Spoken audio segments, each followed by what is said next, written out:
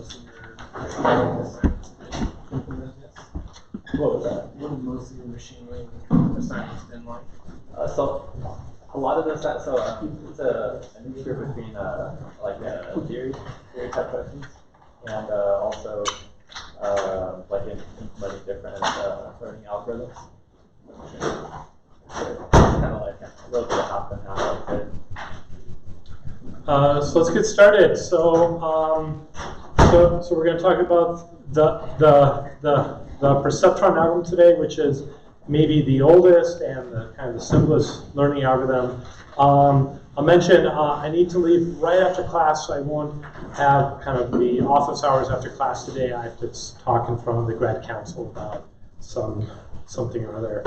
And so I'm getting over a minor bout of strep throat this weekend, so my voice is a little bit raspy, but it should be okay. And the doctor said I'm not contagious.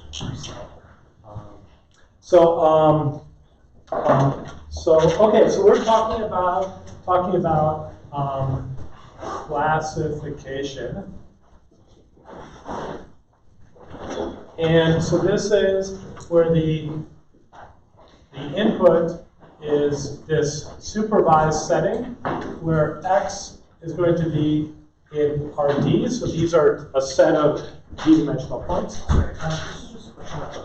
Will it be out today? Yeah, oh yeah, and the homework 5 is posted. I posted just before class. It is due December 6th, I think, which is a Friday after the last day of class at like just before midnight. Yeah, so, and homework 5, I added 25 points of extra questions. These are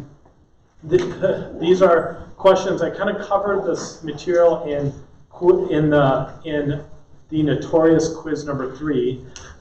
So I was thinking, well, should I add them to quiz 3? But then, like, if you did so bad that those going to be dropped anyways, then there's no incentive to do them. And I really want to give you an incentive to do the questions. So they're going to be added. You know, they're going to be in your score for homework 5. Okay, so you could get 125 out of 100 points for homework 5. Okay, and they're of the same nature of the stuff we asked on the quiz and in the homeworks, but they're probably maybe slightly trickier and not worth as many points. But they again, you know, hopefully they should be very useful. I'm hoping I'll finish a bit early and at the end of the class today. Otherwise, at the start of class on Wednesday, I will go over I'll just walk through the homework. I feel like, in retrospect, I felt another potential issue was that you guys may not have looked at homework 4 before you took quiz 3. And kind of homework 4, a lot of the questions on there were kind of, you know, not the same, but pretty related to quiz 3. So if you had kind of looked at them and realized you didn't know how to answer those questions, you may have studied differently for quiz 3. So I'd like to walk through that with you just so to make sure you look at them before you end up taking quiz 4, which will be due before homework 5 is due. Okay, these aren't meant to be in order, but you know it helps to kind of reinforce these things in various ways. So. Okay, and this homework will be on clustering and classification. And I decided, end of the semester, no programming. Okay, so no programming aspects of that. I don't know if that's good or... Do you guys like programming on the assignments or not? Who likes programming on the assignments? And who does not like programming on the assignments? Oh, okay. So maybe I should have given you one last programming assignment, but okay, the only comments I heard were asking for no programming assignments. So, but that's okay. You still have actual, you probably will end up writing a little bit of Python code, but you won't. Anyways, just to do some calculations. But it's not like, I wrote all the data in the LaTeX, so it's not that big. Okay, great. Okay, so classification, the input is X. You know, typical input is in this points in RD, but we also have these labels. So Y is going to be subset not of R, of -1 plus 1, or actually R, this is an element, you know, of n, right? So this is, it's n things, so each point is xi, yi. These are in pairs, and so it's supervised settings. We have these labels, so we want to use these labels to kind of build a function, right? So the goal is a function g that goes from Rd to the reals. So in general, the sine of g of xi is equal to the sine of yi. Okay, and we decided, I said that there's some this indicator function, and I say 1 minus the indicator function, and then I said delta I of xi yi is equal to this somehow, or actually what we used here was some clever thing, which was zi, where zi is equal to yi of g alpha of xi. Okay, and I wanted that the sum of these misclassifications is going to be this gets a 1 if it's misclassified and 0 if it's classified correctly, and I want the number of these to be as small as possible. Okay, and this is this discrete quantity, and this is really what I'm after here, but I can't kind of operate naturally on this. Well, it turns out I will today with the perceptron algorithm, but from a gradient percent, from a gradient descent perspective, what you did is you set up this loss function instead,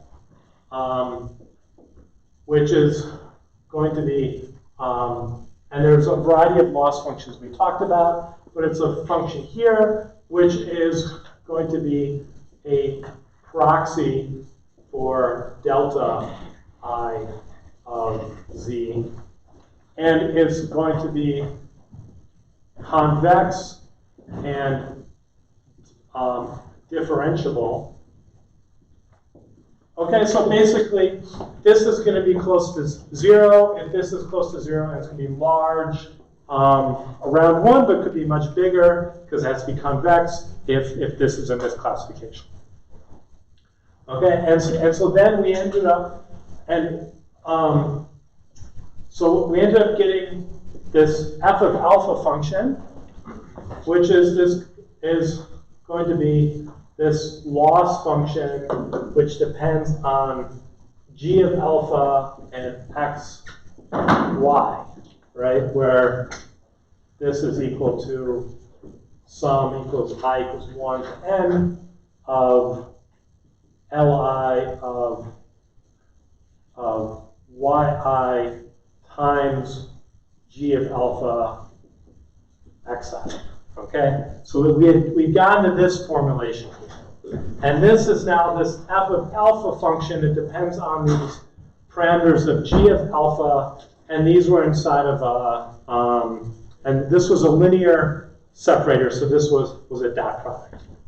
G of alpha of x took the form of x alpha. So it's just this linear function like we've dealt with before.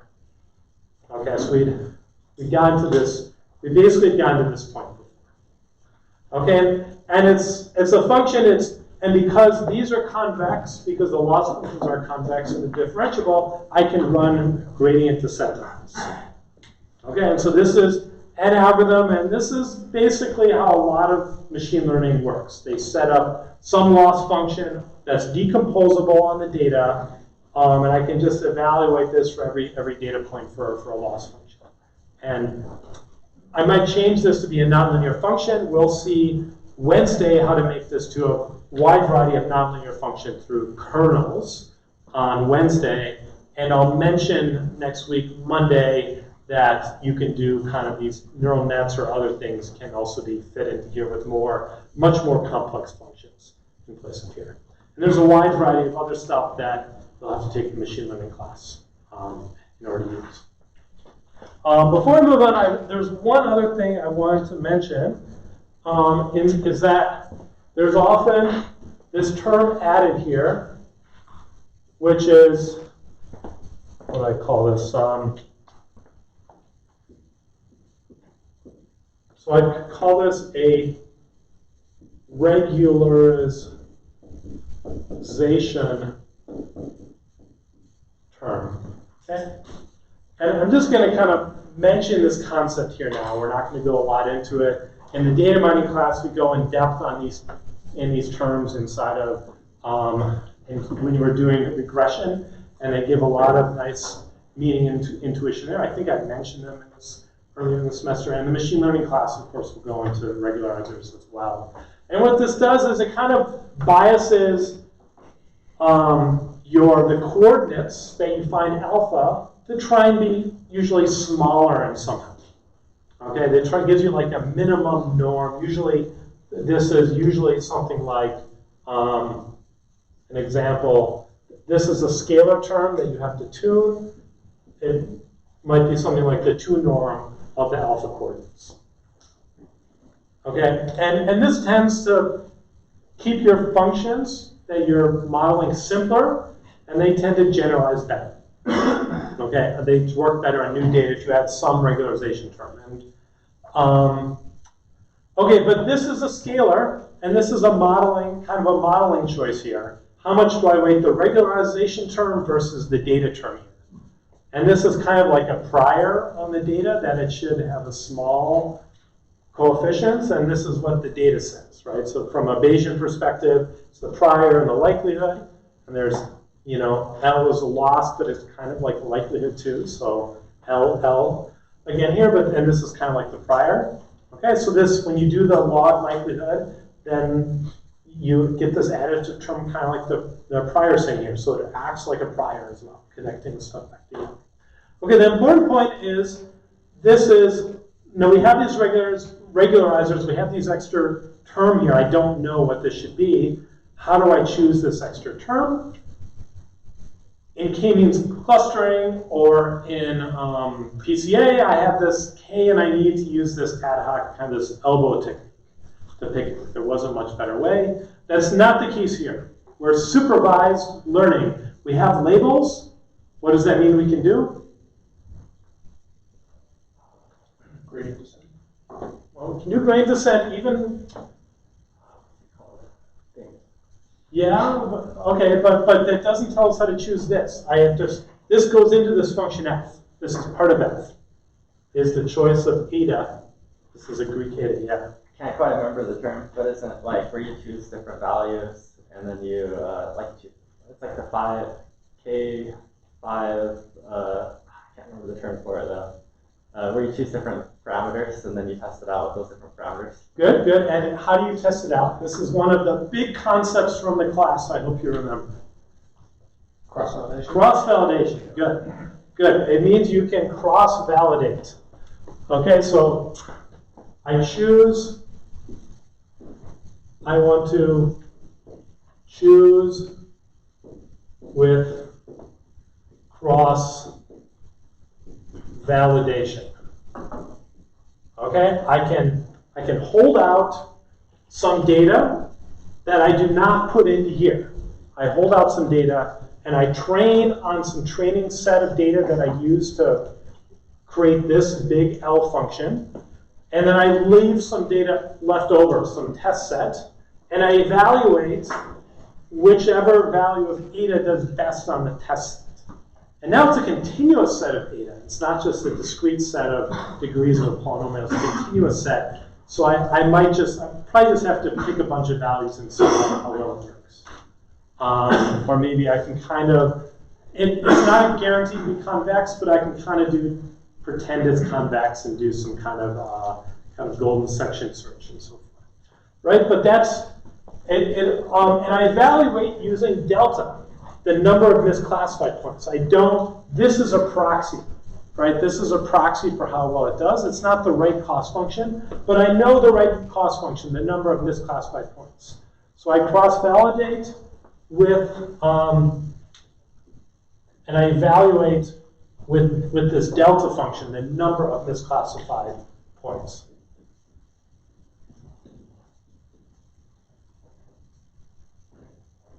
Okay? And I can do misclassification, I can do cross-validation because I'm assuming that all these data points are coming IID from some unknown distribution. This is the basic premise of a lot of this data analysis, that these are being drawn IID. That means I can randomly split them, and then cross-validation is kind of a representation. That test set is a representation of all of kind of some unknown distribution that I don't have access to. But that's also a random draw from that.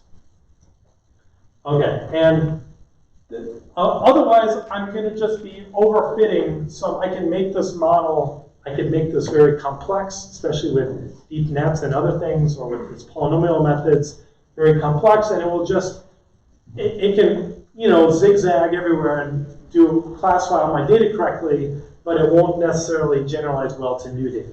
And the point is to generalize well to new data, and the only way to really know that is to do cross-validation. And this is kind of a different way of thinking than if you take a hypothesis testing statistics test. And this is one of the big differences in modern day analysis from kind of the kind of hypothesis testing view from 100 years ago. Hypothesis testing still has its place, but if you have a lot of data, you should try and set up and do cross-validation. Okay, so cross-validation is an important concept, might be on the final. Okay. Okay, so don't forget about cross-validation about this course. It's an important concept. Okay, I'm glad you guys eventually got it. So, but on maybe we'll do a review at the end of next week, and hopefully everyone's like, yes, cross-validation. All right. Okay. Good. Let's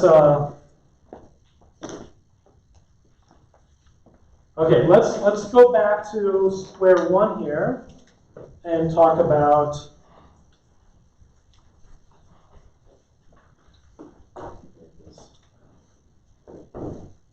let's talk about the perceptron algorithm. I don't have all the history in front of me, but this is a pretty old algorithm. It's probably like it's modeled after how people think, roughly how they think the neurons fire in the brain. And it's at least from the 1960s, but I've heard stories that it's much older than that. And okay, and we're going to start with. Okay, so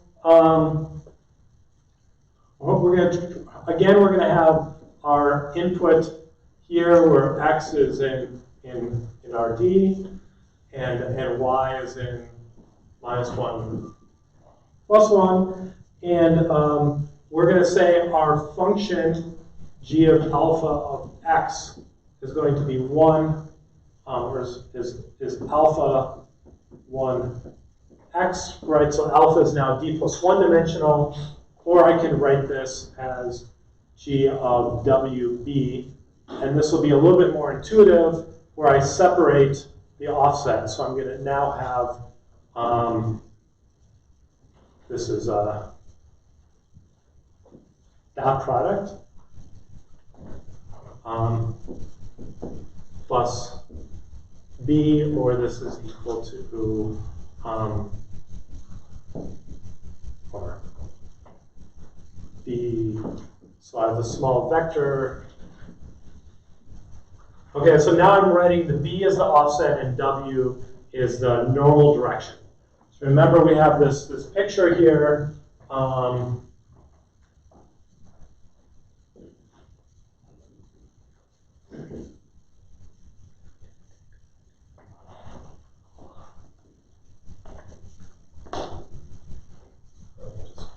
color here.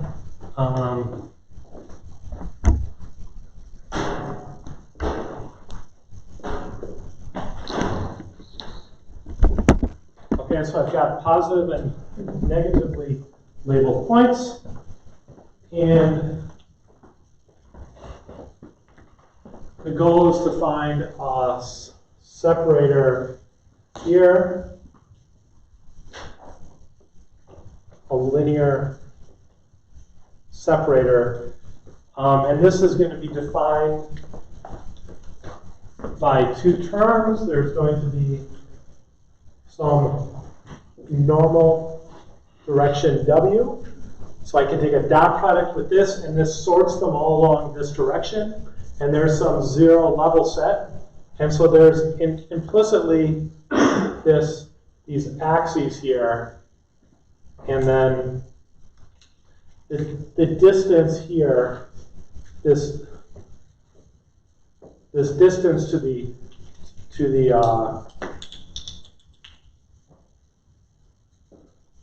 distance to the origin here is b, is the offset. Okay.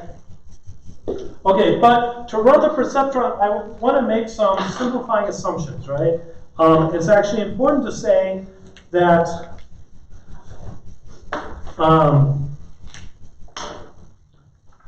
to run this, I'm going to assume that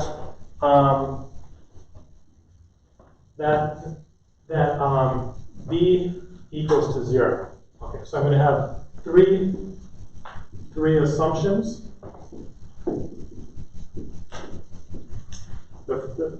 The first one is that b is equal to 0.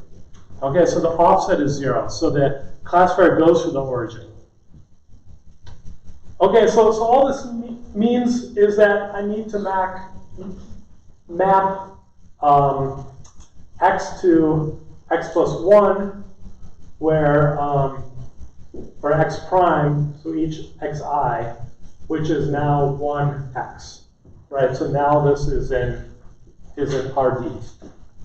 So once I do this, now I have that alpha equals b w, or w prime equals b w. So now this is also in RD. Okay, so I just by doing this trick where I kind of where I add this extra coordinate, now it effectively is going to go through the origin. This offset kind of lifts it to one dimension higher space, and kind of there's a way to think about it where kind of there's a plane that's coming through here, but now I'm one dimension higher. The value b is now fixed for all the data points, so they're all living off the board. They're all in a plane that lives in front of the whiteboard here. Okay, and now there's actually a green surface that it crosses through this plane that lives in front of the whiteboard, one coordinate higher, but it does go through the origin in this one-dimensional higher space. And that's kind of what's going on. So I can now assume that the offset is 0. I don't have to worry about the special offset by doing this trick that we've already learned. Okay. Okay, and then second, we're going to assume that for all I in n, that these transform points are going to be less or equal than 1.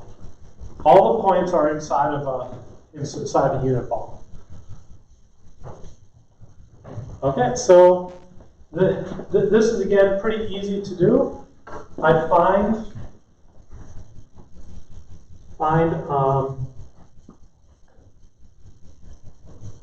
max. We'll call this value m equals max over x I prime and x prime of, and then I will set x prime equal to x prime divided by m. Okay, so I just scale all the coordinates by m, and now the maximum norm point is m, is 1 after I do this transformation. And this basically multiplies these numbers by, kind of, if there's a linear separator that goes from the origin, it still linearly separates the points. It just squeezes them all into a unit ball. So I haven't really changed the problem at all because I first fixed it to go through the origin. So it's just, I took the points from them might be really far, and I said, okay, they're all at distance, and mostly distance 1. And this isn't like strictly necessary procedurally for the algorithm, but we'll go through the analysis, and this shows up in the analysis, and it tells us how many steps we need to run. It's after we've applied this assumption. Otherwise, you need to factor that into the number of steps, and that becomes a little messier. Question? Is that just to make it like proportional to the size of the set of points, or is it? It does not depend on the number of points. No, it just, in some cases this extends to when you have kernels instead of like a Gaussian kernel instead of like an interproduct kernel, which we'll see Wednesday. And in that case, you basically all the points are naturally have a maximum of 1. It's automatically enforced. It just shows up in the analysis. The number of steps I will need it'll be an iterative algorithm. The number of steps I need is going to depend on this term. But if I do this thing first, then that doesn't depend on the term. That's going to be the reason. It'll make the analysis simple. There's no reason you can't do this. I'm just scaling all the values. I'm changing the units is all I'm doing. But I'm changing them proportionally. So it's not really changing the geometry of what's going on. Okay, and then the third point, which is actually the trickiest, is that going to be linearly separable. Okay, I'm going to assume that the data set is linearly separable. That means there exists some line which separates the points, the positive points from the negative points. Okay, the perceptron needs this assumption. Okay, this algorithm with gradient descent did not meet that assumption. I just have a penalty which is non-zero. If they are linearly separable in this version, then it means I can find some value of values of alpha which give me a cost of 0 for most of, for at least for delta, and also for some of the proxies for it. Okay, but the perceptron, I can only guarantee anything about how well it will work if it is actually have a linear separator. Something I'll ask you to do in the homework is come up with a data set which is not linearly separable. It's not, I think I asked you, yeah, it's not too hard to do, but just start drawing pictures and you'll see it.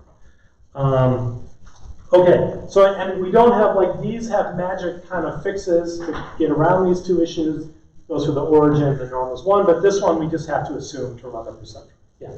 Linearly separable means like a straight line? Straight line for now, yeah. Okay, no curved lines. We'll extend this on Wednesday to non-straight lines, and then it needs to be separable based on whatever family we're considering. Okay.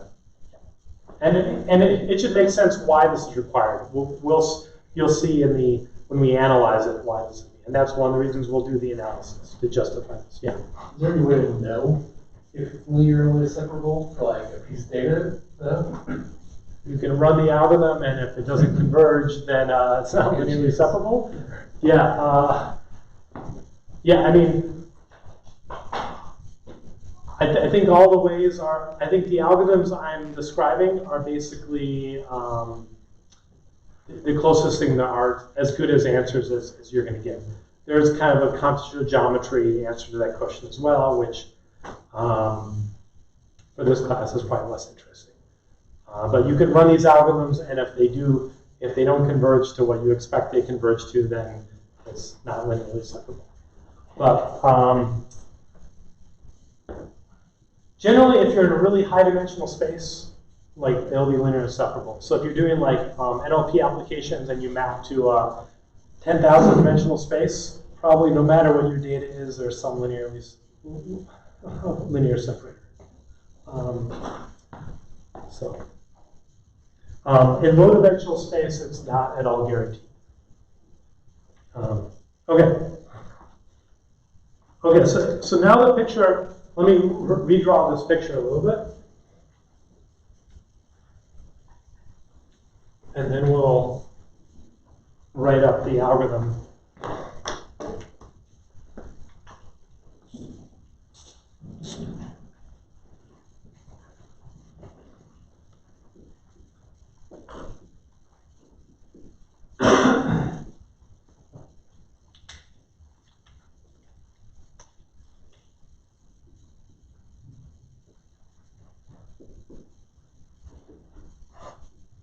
Okay, and I'm going to assume that the linear separator, I don't know where it is yet, but it's going to pass through the origin, and there's some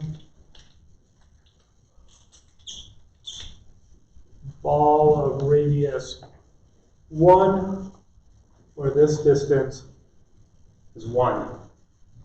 Okay, and all the data points lie inside the circle. Okay, and there is a linear separator that does go through here. We just need to find it now.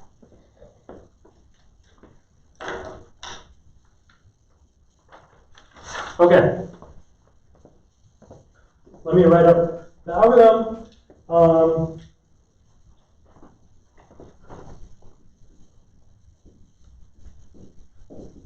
It's one of these algorithms like gradient descent or Lloyd's for k-means or the power method that's just like super simple and fundamental, and I think everyone should just know how this works. So 0, we initialize, we're going to initialize W, which is all of our classifiers is vector W, which is in D or D+1 dimensions. I guess we're now assuming X is in RD and Y is in. Okay, and we've already taken care of that implicitly. And now,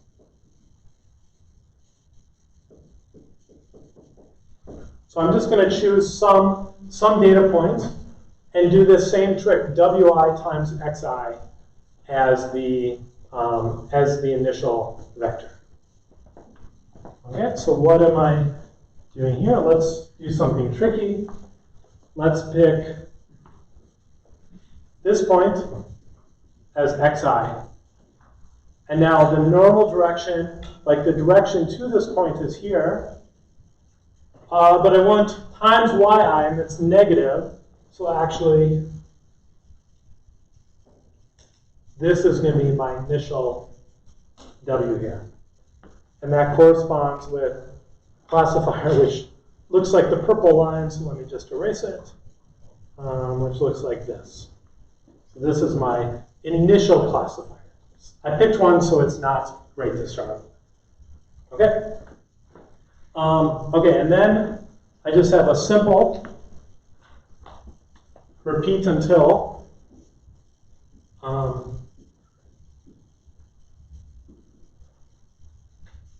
Okay, and I'll say until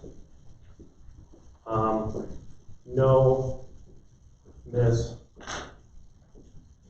classified or t equals 1 over gamma star steps. Okay, and I'll explain what this is, but there's some total upper bound on the number of steps.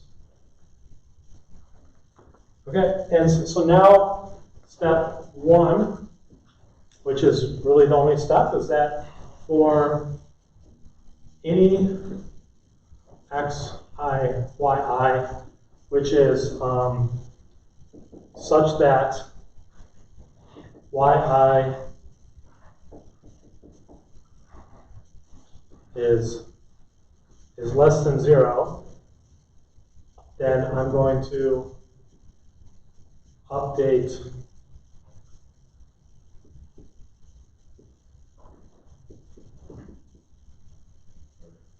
before. This is a plus. Okay, so what does this condition here means xi, yi, this is misclassified. Okay, we're doing a linear function. Remember, it looks like g of alpha over there, which means that xi dot w is actually our function, and we multiply it by yi. So remember, this is zi, right? And if zi is less than 0, if this is less than 0, it's misclassified. And I want to apply, that's when our loss functions were going to be positive here. Right? But now I say, okay, I found a bad point, so I now need to do something to update. If I find a bad point that's misclassified, there are a number of them over there, I need to do an update here. Okay, and the update is I'm going to pick one of these points, pick a different color here. This point here is misclassified, right? This point is misclassified, so I'm going to look at, this is now xi, and yi is positive, so I'm going to add this onto my classifier.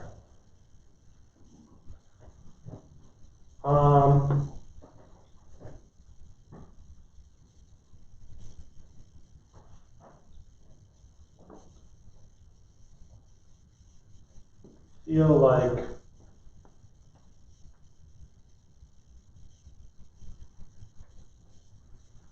I make sure I didn't do something silly in the drawing there that's going to confuse you.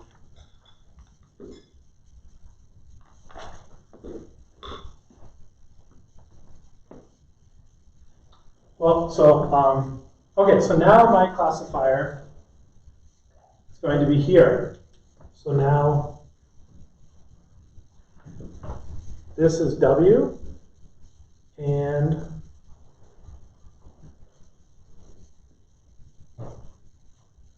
let's move this point a little bit here. Make this a little bit more fun. Okay, so now I've now correctly classified these 2 points, but not this one. So I've updated W. I've just added, this point, a positive xi, onto this vector here. And it's kind of moved it, I've moved W towards this point. Okay, so if the dot product with the positive point is positive, it's pointing towards that positive point, that's good. It's pointing away from a negative point, that's good. Right, so now I'm going to say, well, this point is now misclassified here, so let's give me another. Now, this point is xi, it's the next one, so now I'm going to add this point back onto here. And now maybe. Isn't that a negative? Ah, right. Is negative. Good, so now this is negative. So I need to add it in this direction. I'm basically taking this vector, flipping it, and then translating it up here. And it should kind of point out like this. Okay. So now this is my new classifier out here, and the normal to that is going to look like this. Right, and now everything is perfectly classified by this red classifier. So it's kind of moving in the right direction. It kind of might zigzag back and forth a little bit, but starts moving in the right direction until everything is classified correctly, and then it stops. Okay, this very simple step. And what kind of is important about this is that is kind of using the classifier.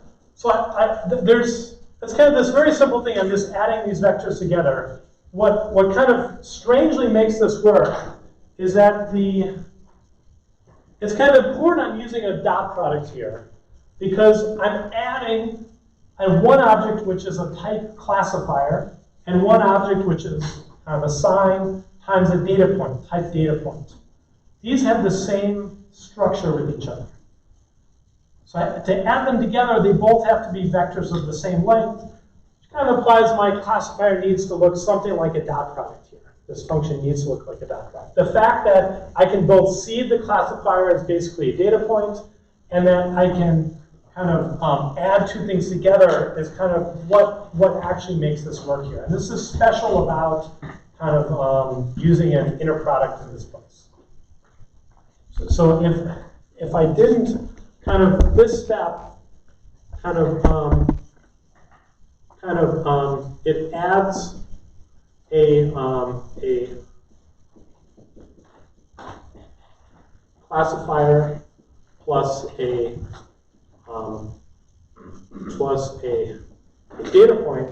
And so from someone in some like functional programming kind of perspective, this might be a little bit weird. If my data has types, I shouldn't be able to add these two types together or do this initialization, which is just starting with, I could start with 0 instead, and that would effectively work the same way here. But the fact that I can do this is what makes the algorithm work, that I can add together kind of a classifier and a data point.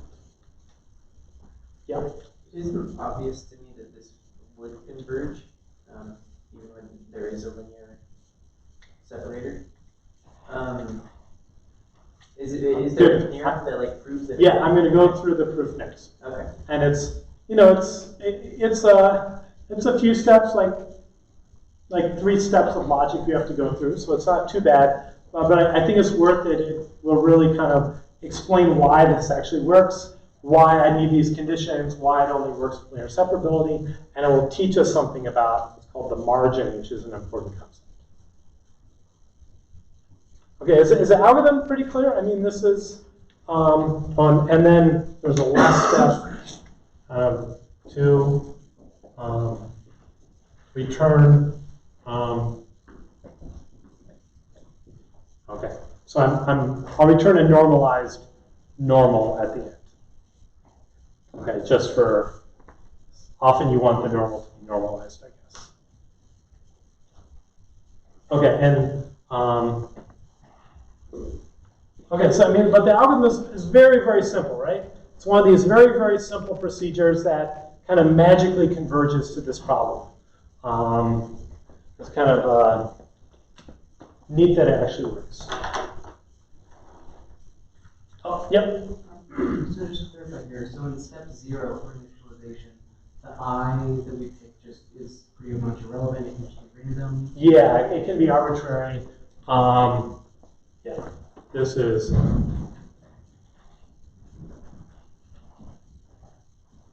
And in other cases, like with Lloyd's algorithm, it turns out it's important how you initialized.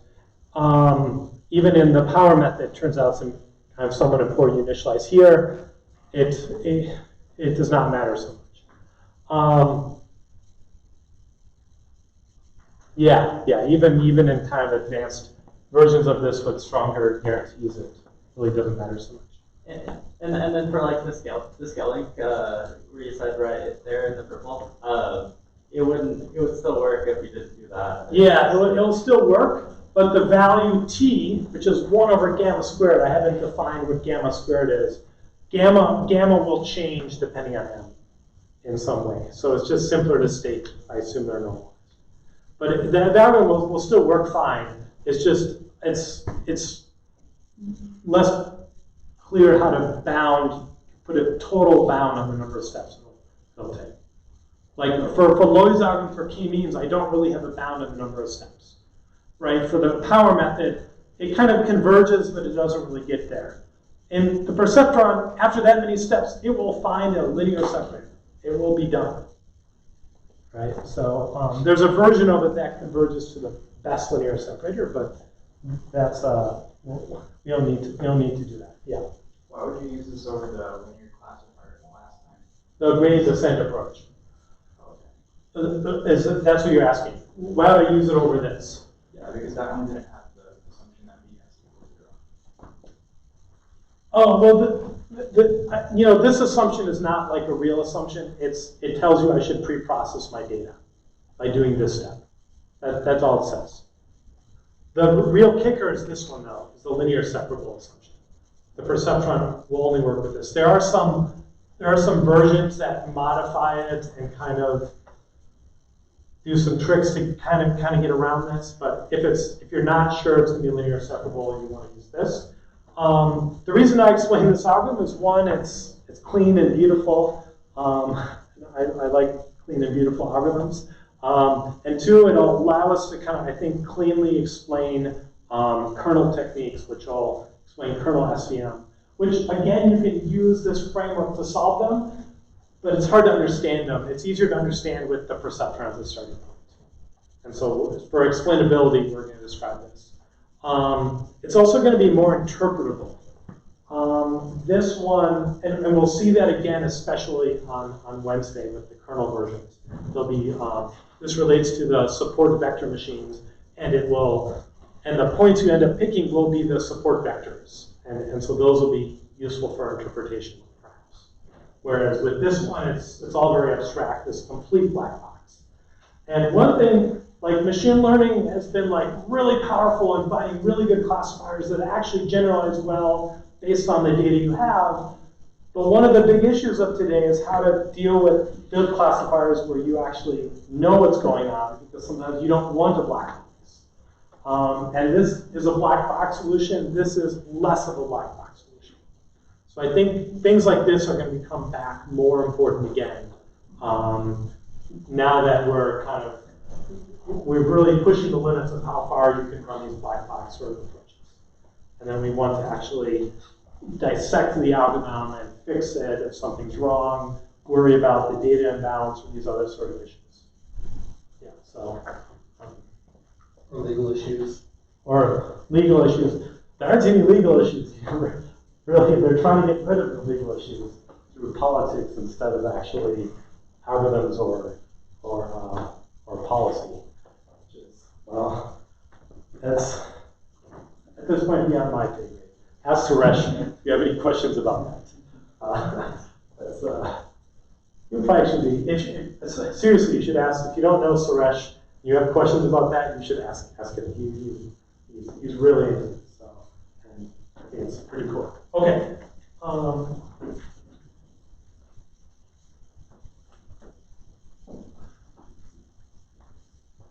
Okay, let's start over here, and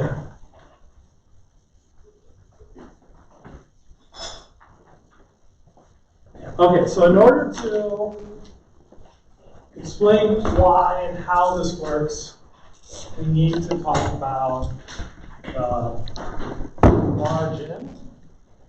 And so now I'm going to I'm going to draw up my simple 2D example again. Oh yeah, so this is one of the cases where wonderfully I can draw a two-dimensional picture and everything generalizes just like you think it would to high dimensions, right? In other cases like clustering, I said there's a lot of stuff you have to watch out for. Here, 2D is kind of a great representation, and that means that pictures are kind of a wonderful way, I think, to kind of get a lot of intuition of what's going on here. And you're not losing a lot in the process. Okay, so I'm going to start by picking a classifier that looks like this here. And this is a perfect classifier, and it's going to have a normal direction W. And I'm going to define the margin of this normal direction. Let me draw,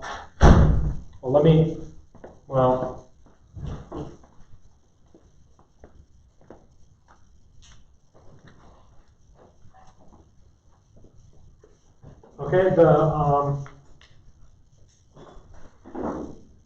this is going to be what's called the margin, maybe for this center of this data point.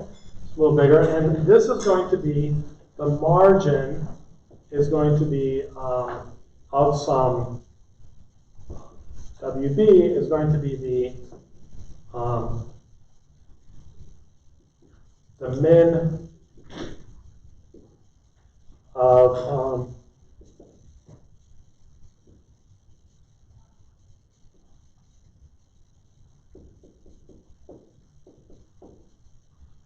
okay, so it's just the for every data point calculating a value. This is just this zi value, right? And it's the minimum zi value I get. And for a perfect classifier, these values are going to always be positive for all data points, right? For ignore b here. That's just basically it's the distance. If w is a unit vector, I can then ignore b and I can just say it's the distance from the closest point onto the line. So I can create one of these for all of the data points. And for the negative points, well, I take this distance, but I multiply it by -1. So this quantity is still positive. I'm taking the minimum over all of these. The minimum, the smallest such distance, that's the margin. That's my margin for error, right? I could wiggle this classifier by gamma, and I still have a perfect classifier. Or I could move every data point by gamma, and I still have a perfect classifier. Okay, so this is known as the margin. Okay? Okay, and now it turns out that among perfect classifiers, there are lots of perfect classifiers. I can pick a different perfect classifier here.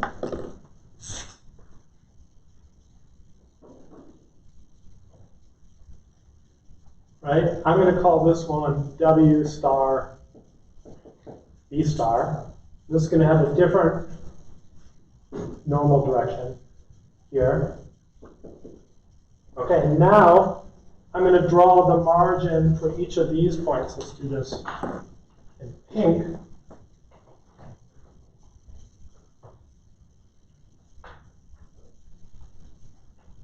Okay, so this margin is bigger. This margin, let's say this compared to the same point. This distance versus this distance. The pink one is bigger. And the pink ends up is the same for 3 of the data points, if I drew it correctly. Okay, so now the margin, the max margin is going to be gamma star, which is going to be the min xi, yi over the max over w of b of yi. Okay, so it's the minimum distance over the maximum of all the classifiers. Or I find the classifier, which another way of saying this is that, let's say that W star B star is equal to the arg max of W of B of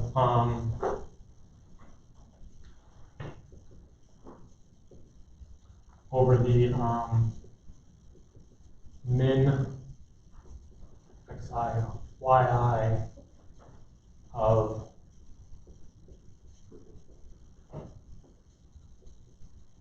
right. So I can find the classifier is W star B star, which is here, which maximizes this the value here, minimizing over all these data points, right? So and then gamma star equals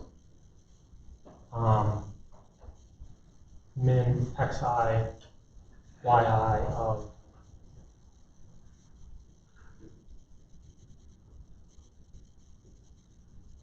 okay, so these are really the same thing here. What I care about is the classifier, which gives me the maximum separation here. And so what I can do is I can then draw this, let's do it this way. I can draw this region through here. where this distance here is 2 times gamma star. There's this window of 2 gamma star, which has no points in it, which surrounds the optimal classifier. So I've got this space in here, which is kind of clean of points. It looks really messy in this picture because I tried to draw too much stuff, but kind of one thing when you're looking at is there are no points inside of this whole swath inside of it. They're right on the boundary. Right? And so that way this purple classifier is much better than the green one as it's more stable to noise. Has a larger margin. Okay? Okay, and so this margin turns out to bound T. 1 over gamma star squared is an upper bound the number of steps I'll need to take. Okay, and then these are called the support points. The points which are right on this boundary are called the support points.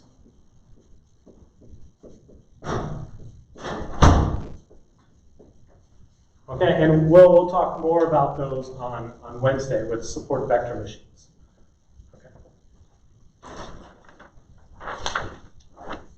Okay, so can you fight through the noise of this picture to see what the margin is? Is that clear enough? There's a kind of a less cluttered diagram in the book if you're, yeah. Sorry, I'm just getting mixed up with the ordering of min max for gamma star.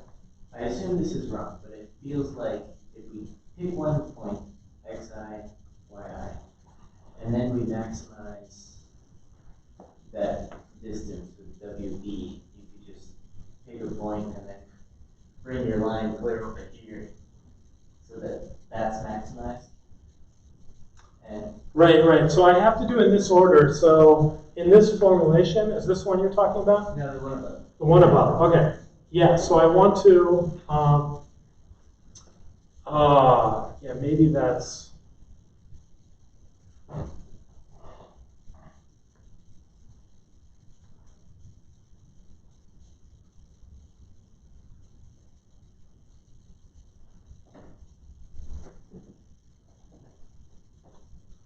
Or B fixed. Now, W and B go together. They're essentially a single alpha vector. Yeah, I know this formulation is right. I'm in my head, and now I'm second guessing this one. Minimize the.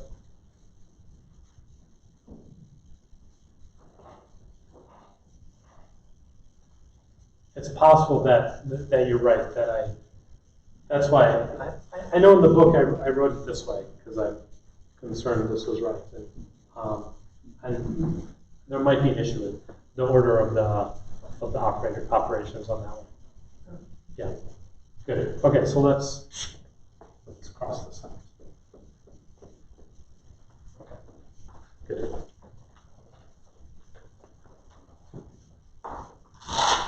Okay, good. So we have 20 minutes left. Let me try and explain how this all ties together to get a bound on the perceptron algorithm. Okay, and the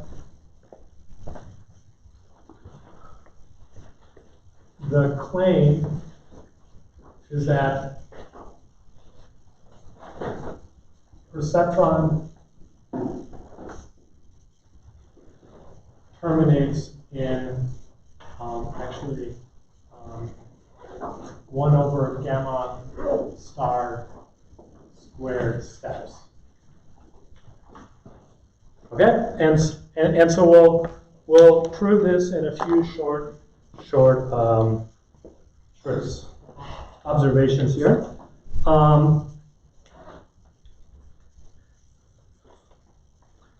Okay, we're going to. So we're going to say that T is going to be the number of iterations. It's going to be the number of mistakes found. Right, and so we're going to say T is going to be less or equal to uppercase T. Okay, and so we're going to put this by bounding two quantities as a function of t, and then writing a single equation and solving for t.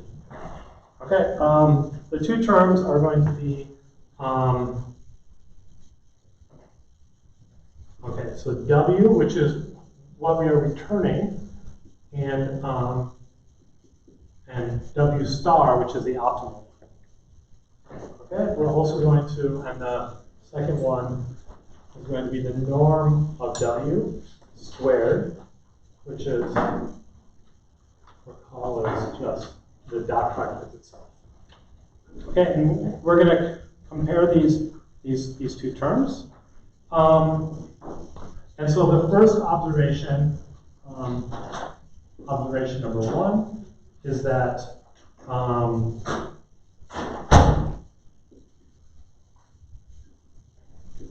okay, that the total norm of each of the of w, and this is before we do the actual return step, is going to be less or equal than t. The squared norm is going to be less or equal to t. And so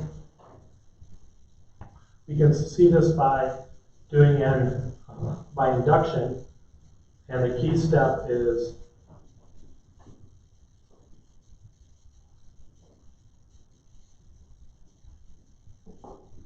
right. So I'm looking at this quantity, and if I write this out, so this is if w was the squared norm of it was less than t minus 1, and what I'm doing in a step is I'm pick some misclassified point xy, and I'm adding yi xi to it. That's the only thing I ever do, right? And so I can expand this out as the new w, or this is the old w before, which was t plus 1.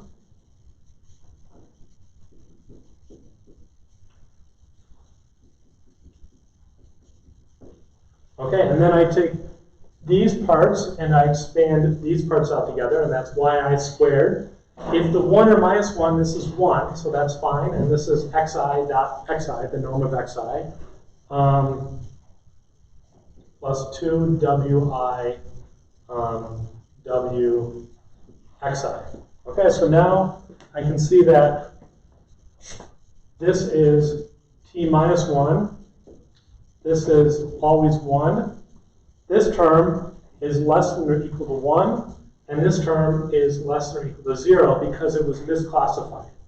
I only picked this point if this term was less than 0, so that means that this is going to be less or equal than t minus 1 plus 1 plus 0, which is going to be less or equal to t.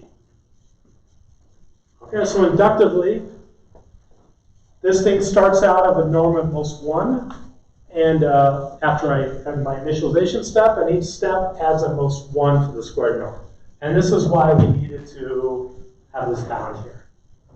Okay, this just makes the analysis this step easier. Otherwise, I need to carry around another kind of factor here for the maximum. Okay, so, and then the observation number 2 is going to be that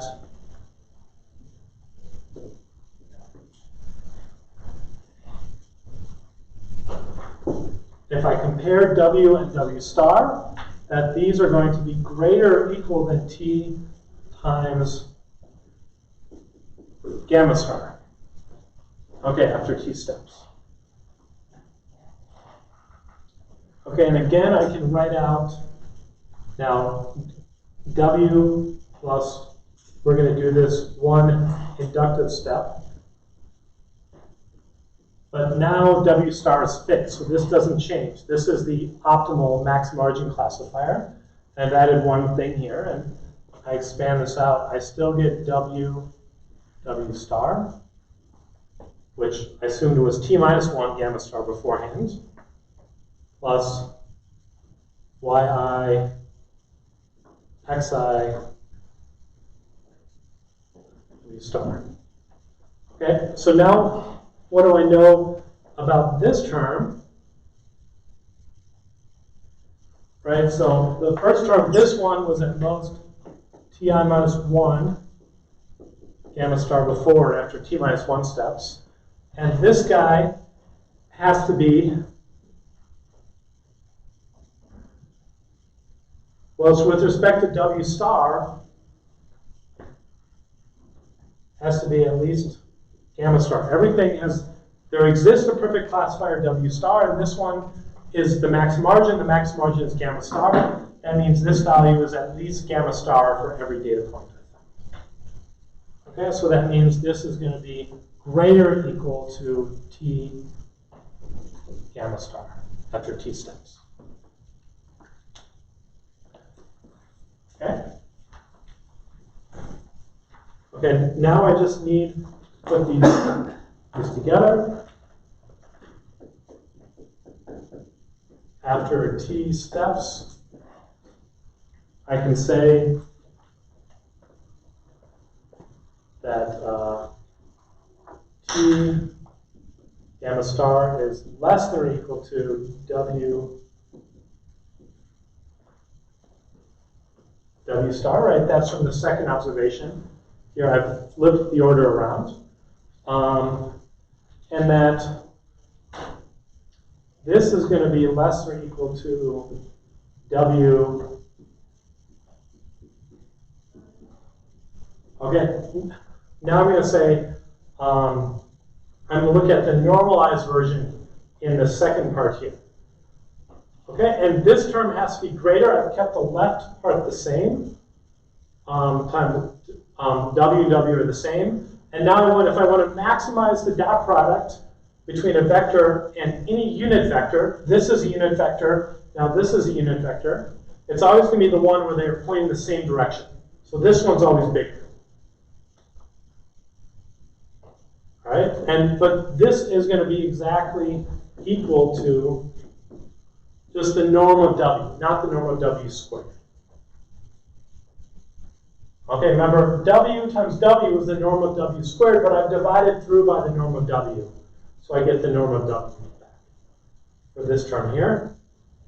And now I know that this is less or equal to square root T, right? Because the norm of W squared is less or equal to T. These are positive, so the square root of both is less than square root of T. Okay, so now I want to solve for T, and I get basically, I divide through by square root T is less than or equal to 1 over gamma star. That means T is less than or equal to 1 over gamma star squared.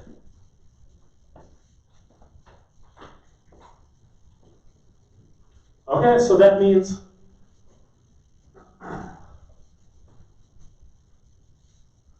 okay, I kind of analyzed two quantities, and I said, well, for them to be true, for there to be, in order for me to make another step where this was less than or equal than 0, I can't make that step after 1 over gamma star squared steps. I can no longer make that step because I'm growing these two quantities, and it can no longer be true that there exists in this classified at this point. Otherwise, these won't work. Okay, so this trick is it's not too hard, but it's a little bit to kind of what does it really mean. But procedurally, hopefully you can follow. It's two inductive arguments, and then I put them together and I do some out. Yeah. So for gamma, for the margin, so for this, where it's t equals 1 over gamma squared steps, does that mean that that's our initial gamma that we start off with? No, it's whatever the optimal gamma star is. So there is a margin of gamma star. If I assume there is a margin, I don't necessarily know what this is. Okay, but I know if there is a margin, they are separable, and there is a margin of gamma star after they've been normalized to fit a unit bond, right? Because that margin changes as I do the normalization. If I have to shrink the points, the margin shrinks with it. But after I do that normalization, and then there is a margin of gamma star, then I cannot have more than this many steps. So like in an algorithm, initially we wouldn't really know that margin yet. Is that Yeah, right. But I can run it until it converges, right? So until no points are misclassified or this many steps, which I don't necessarily know, but so I wrote for it. Oh, okay. Yeah. Okay, so how do you actually implement this? You'd actually probably either assume they're in a random order, which is typical in machine learning, or actually randomize the order of the points. Actually, the random order doesn't matter.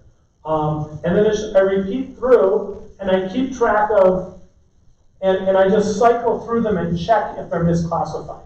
If they're misclassified, I do this update. If not, I move on to the next one. And I keep track of the last point I saw, which I had to do an update for. And if I cycle back through to that point again, then I know I'm done. I know they're all classified correctly. So I keep a fixed order of the points, and I cycle through them until I make a loop without doing any updates. And this is, if you want to guarantee you find a perfect classifier, then this is kind of, this is about the best way to do it. You have to check every point otherwise. So, and you can do like a modular stepping through these. Similar with how we implement incremental grading.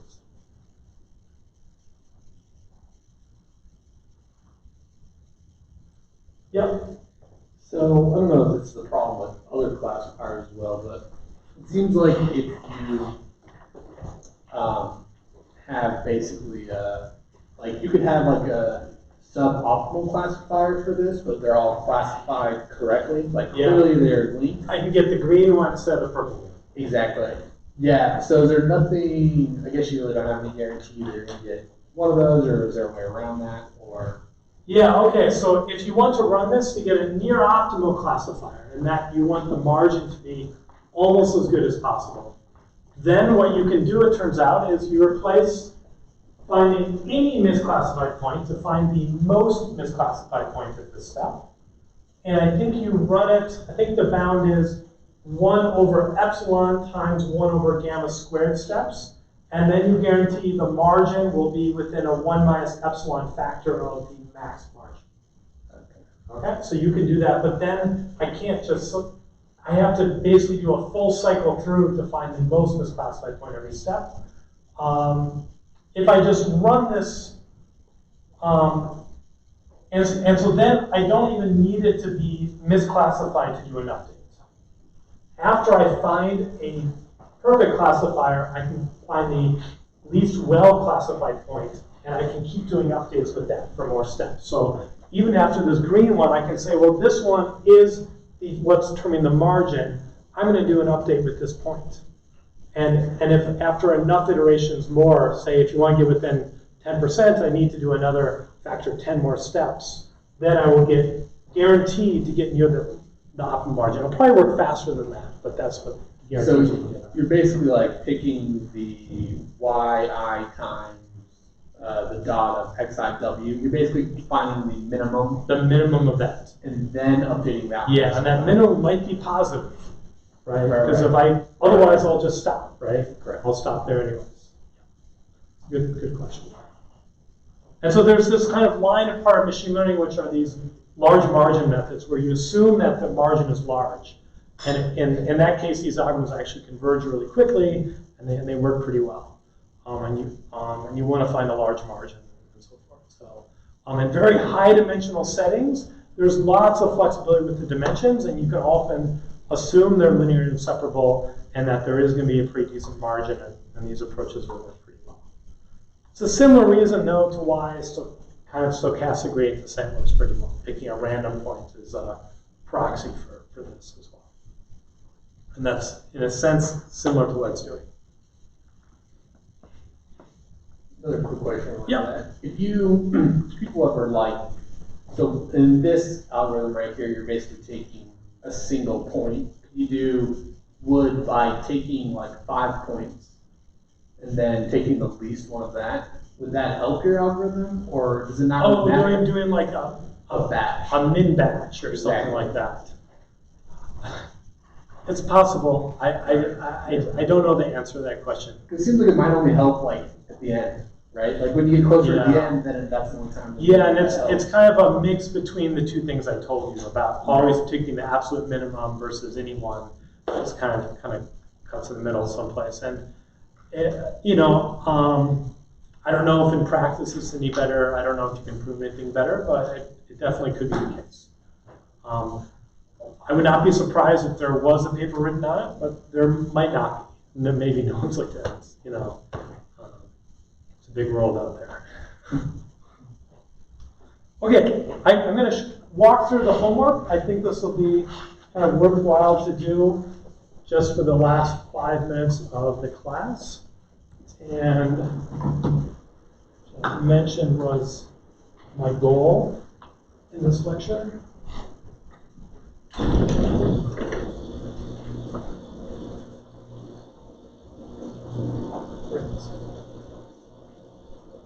Okay, this is now linked off the webpage. Oh, there's a faculty in our department who gave talk to the faculty meeting, and 8,000 unread emails, so I feel pretty good only showing you 10 right now. So, okay, yeah, okay. So clustering classification. The first one is a clustering problem. And I've given you 3 centers. I'm not actually, this is kind of halfway to implementing the clustering algorithm. So it should take out the pain of actually doing implementation. But you still have to kind of, what I think are the core calculations, but without wrapping it in like the iterative loop.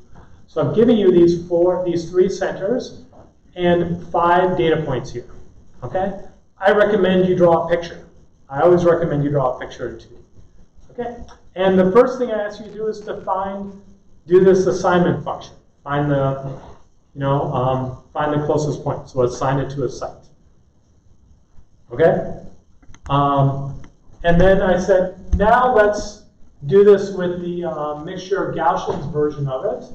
And I tell you different kind of covariances for each of the centers. Now these sites work as the means of those Gaussians. And I'll keep it simple. We'll keep the covariance matrices kind of uniform and diagonal, right? And so first, write out the probability density function f of j for each of the Gaussians, and then calculate the soft assignments for each of them, right? Which is going to be proportional to their relative weights. Okay, so this is kind of the core step and the core difference between Lloyd's algorithm for k-means clustering and the standard mixture of Gaussians, EM kind of sort of base algorithm. And so you'll kind of see the difference without actually having to walk through and do everything there. Okay, so it should be pretty simple, but this one step, and then if you want to write the algorithm, you just iterate on updating the centers and covariance matrices with the tricks, with the steps I outlined in the book. Okay, second, I ask you, okay, now, I want you to find a data set, and again, draw a picture in 2D should be great. Your homework can draw a picture, that'd be a good idea for the TAs. 4 data points and 2 centers or 2 sites so that it's in a local minimum. It's in the wrong, Lloyd's algorithm will not do any updates, but it's not the global optimum.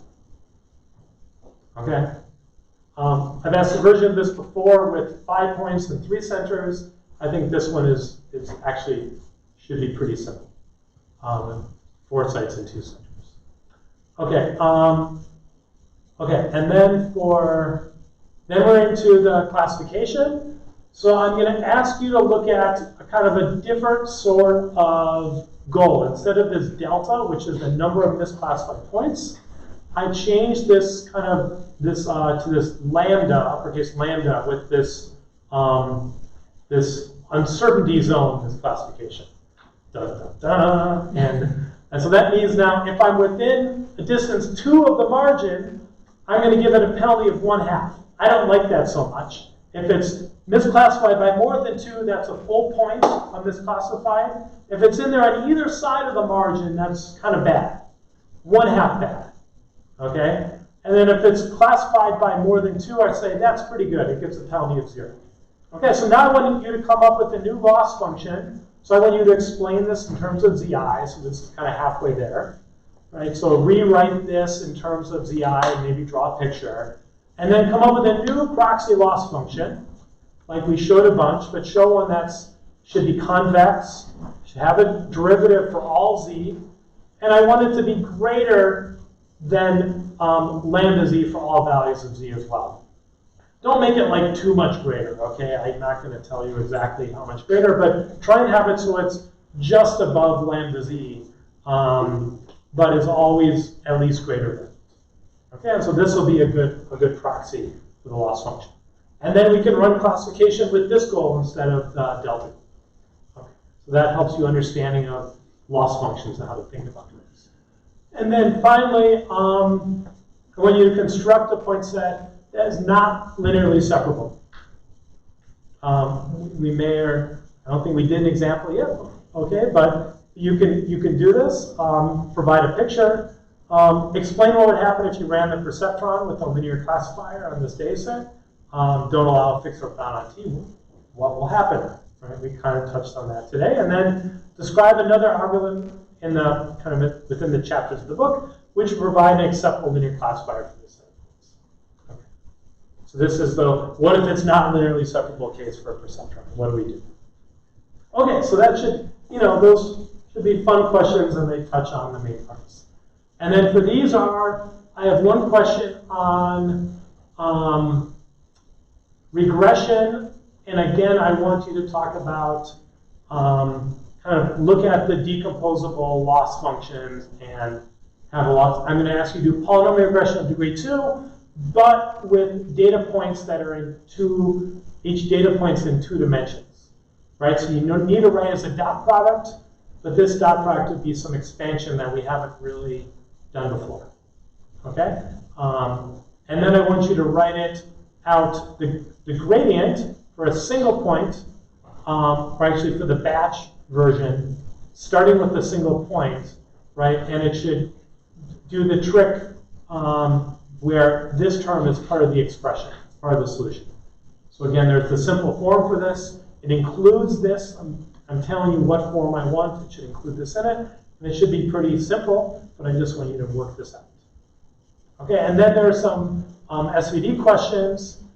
Now they're a little bit trickier. Again, I'm giving you the parts of the SVD and a rank K approximation, write out the squared spectral norm, squared Frobenius norm, but now the best rank K approximation. Reconstruct the best rank 3 approximation, or the difference between the rank 3 and the rank 2 approximation using only these pieces, and write out an expression for the projection using only the elements of the SVD and X. Okay, this makes you understand the pieces of the SVD. They never know what to do this. Okay, great. And I need to run for meeting at the grad council, so we'll stop there.